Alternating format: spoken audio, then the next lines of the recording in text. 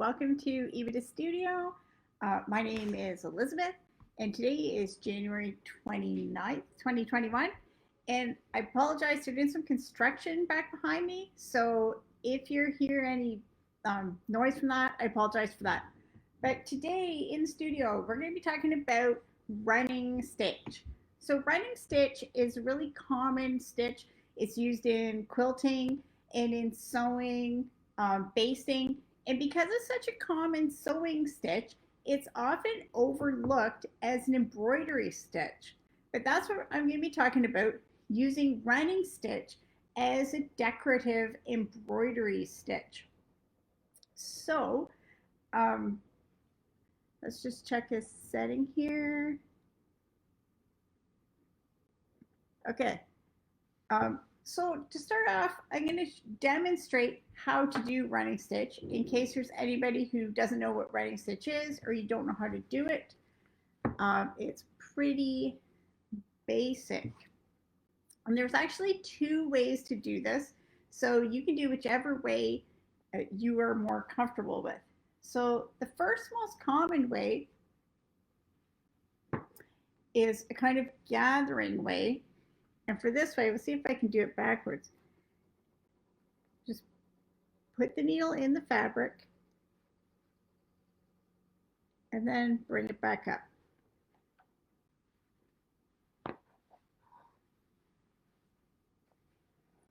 Pull it through. And as you get used to it, you can pick up multiple stitches.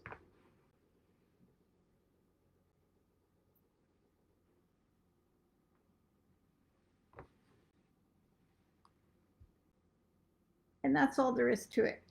So you can do this if you have a line, you can follow along the line, or you can just do this freehand, whatever you like. If you have a hard time with gathering stitches, then feel free to do it the stab method, where you put the needle in, pull it all the way back to the reverse side, and then push it up and pull it all the way through. In this way, if you're trying to do things exact and have a lot of control, this way will give you that control.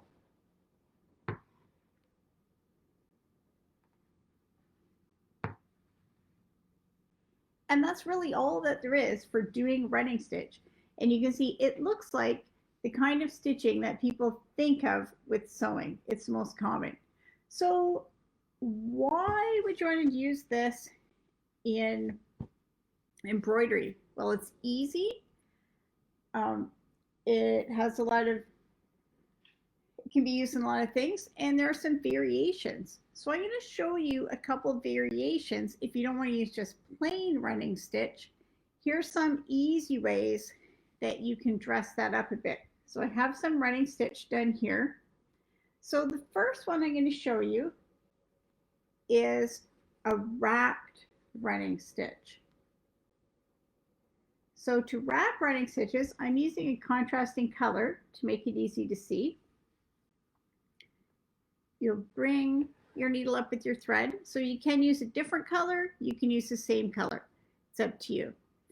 And then this thread, we're not going to put the needle through the fabric. It's just going to be on top of the fabric, but I'm going to tuck it underneath the first stitch. Then I'm going to go to the second stitch and go in the same direction. So I'm going up. You could also go down, but just the same direction. And we're going to go along under every stitch. So you can see if we look on the back, there's no orange stitches on the back because the thread is only on the front of the fabric.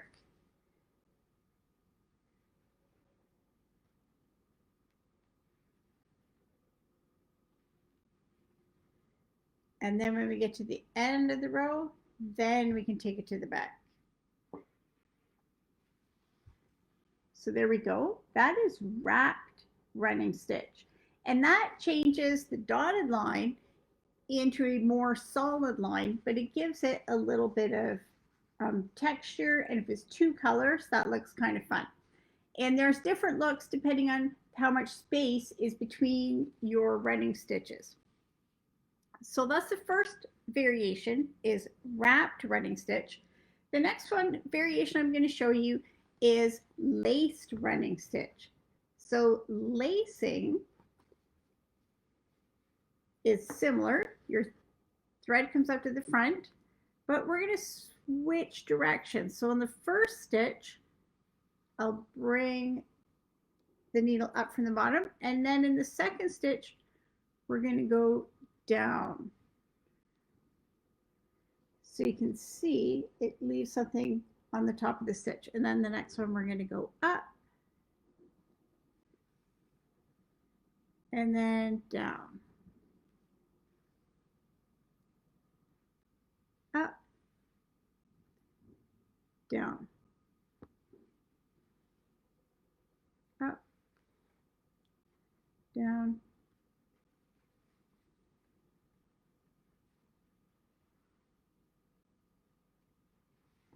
And take it to the back. So you can see this is similar to wrapping, but not exactly the same. It does have a little different look. And again, it looks different depending on if you use different colors or if your stitches are closer together, it'll look differently. So that is laced running stitch. So the last variation I'm going to show you is called interlaced, and this uses two parallel running stitch lines. So I'm going to bring up to the front, and this time we're going to go up through both lines. And again, we're not going through the fabric, we're just going under the stitch, between the stitch and the fabric. Then we will go down and then up, down, and keep going up and down across the whole row.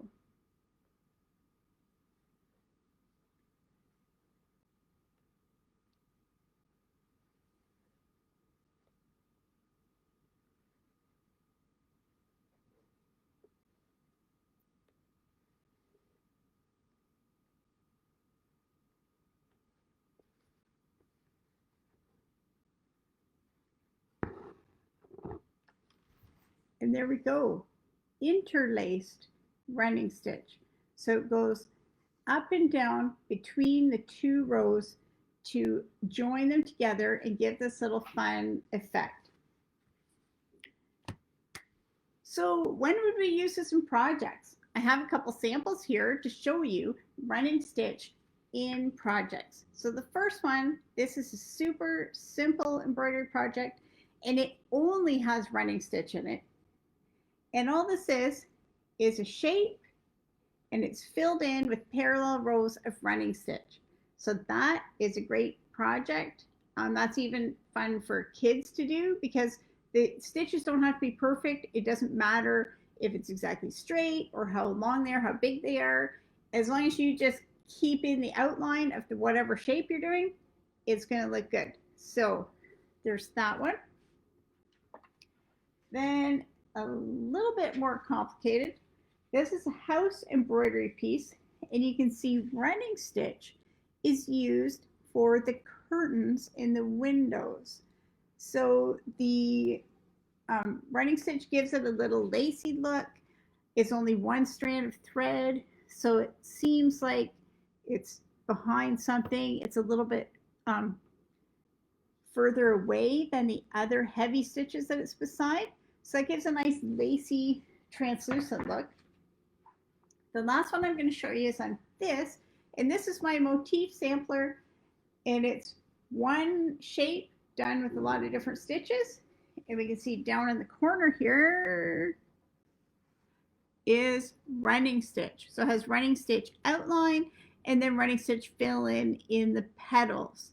So you can fill in any shapes if you want. So some other ideas for times when you might want to use running stitch, if you're going to outline something, you can use running stitch. And if you want a solid line, then just use a wrap or lace on that to join the stitches together. If you want a light density fill, so you want to fill in the shape, but you don't want it to be solid like satin stitch, running stitch is good for that, like in the motif sampler and in the curtains. If you're embroidering something and you want to show motion, like if there's a bird flying or a bee buzzing around, then running stitch will show that. If you're really good with Morse code, you can put secret messages into your embroidery with running stitch. So have fun playing with running stitch. It's fun because it's easy and it's really versatile. So there's a lot of things you can do with it. And if you're looking for more information about running stitch, you can check out my website, ebookastudio.com/running-stitch. And you'll find a link to some other videos and other projects that use running stitch. And you can also check on my website. I have an ebook that's just come out. It's simple embroidery, and I have coming out very soon an embroidery course that has running stitch and a lot of other embroidery stitches that you can learn. So have fun with that and enjoy. And I will see you next week. Next week, I'm going to be talking about simple quilting designs that will help you finish your quilts easily and beautifully on just your basic domestic machine. Have a good week.